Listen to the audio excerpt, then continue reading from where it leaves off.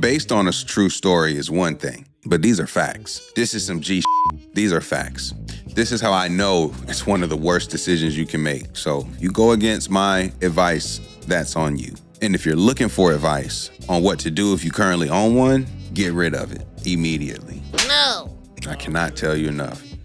One of the worst decisions that you can make is buying or investing in a timeshare. I truly mean that. That is one of the worst things that you can do. Please, please do not waste your time. No. Timeshares are trash, okay? Please, please do not waste your time investing in timeshares. I cannot say this enough. You might say, man, why are you so passionate or adamant about not having a timeshare? Who doesn't want a cool place to stay in a nice location? I get it. I fell for it too. Don't do it. Don't do it. No. Don't do it. When I say that it's one of the worst decisions, especially from a financial standpoint. Now, don't get me wrong. If you are in a position where that cost doesn't have really, like, it's not a thing for you and it doesn't bother you that you're throwing that into that sinking sort of investment, that's on you.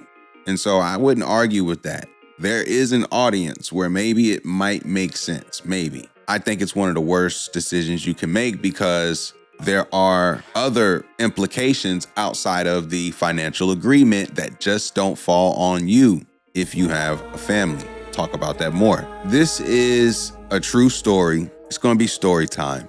So I would say get comfortable. And when I say it's story time now, based on a true story is one thing, but these are facts. This is some G shit. These are facts. This is how I know it's one of the worst decisions you can make. So if you go against my advice, that's on you. And if you're looking for advice on what to do if you currently own one, get rid of it immediately. No. I cannot tell you enough. Don't do it.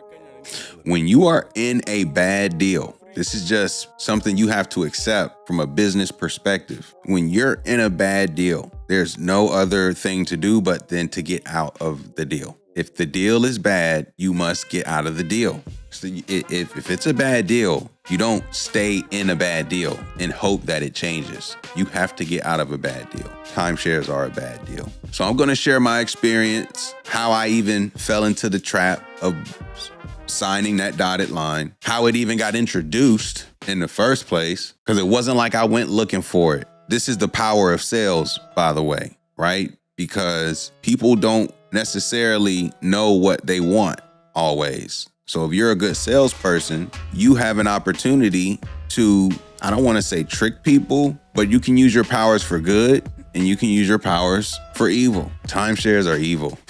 Okay. So gonna go over how all that happened. Gonna talk about what it was like to actually own it and why we ended up ultimately saying, look, we have to figure out how to get rid of this thing. And I say we because I was not alone. That's when if I could cue that Michael Jackson, you are not alone, I'm here, you. Shout out to MJ, man. I definitely couldn't get that sample. You know they coming after me if I played that. All right, so gonna talk about what it was like to own that thing.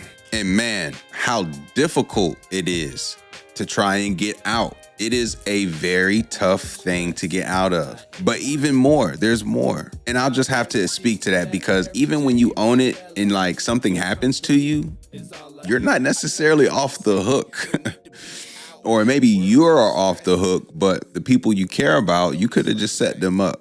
We'll talk about all of this. Timeshares are evil. Bobby Boucher's mama would call it the devil. If you own a timeshare, please leave your thoughts in the comments. Please leave your thoughts in the comments. I'm pausing because there's a lot of sirens happening. I'm just making sure it's not like right outside, because that's how Durham kind of is. It's like stuff happens randomly, like right outside. All right, we good.